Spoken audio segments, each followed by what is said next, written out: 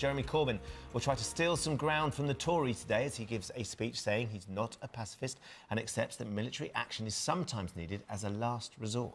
Well, it follows that leak of Labour's manifesto, which included pledges to renationalise the railways, abolish tuition fees and increase social care spending. Well, joining us now from Westminster is Shadow Secretary of State for International Trade, Barry Gardiner. Good morning, Barry. In various papers this morning, yesterday was described as another day of calamity. We know Labour's being described as policies of chaos and confusion. So let's be super clear this morning. I've got a copy of the speech. I assume you're happy for me to have that copy and it's not another leak. Seems to be pretty widely distributed. I've got a copy of the speech Jeremy Corbyn's going to make in front of me. It says, if elected Prime Minister, I will do everything necessary to protect the safety and security of our people, of our country. What does that mean? What's his cut-off for using nuclear weapons? Because it's not clear. Is it invasion?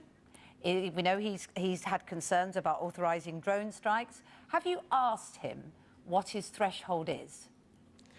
Look, I want a Prime Minister who is going to think very carefully and be reluctant to put our servicemen and women into harm's way.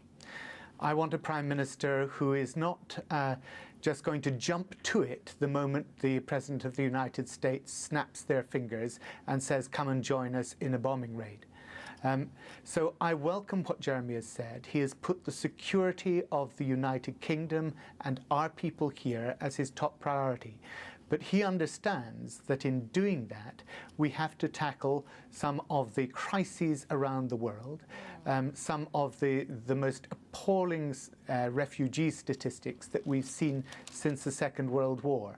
And we know that the Libyan bombing escapade that David Cameron took this country on has, yes, it saw the end of Gaddafi, but of course what it's now got in place is women being sold in slave markets in towns in that country. Okay. So I think we have to be very careful about the military interventions that we make.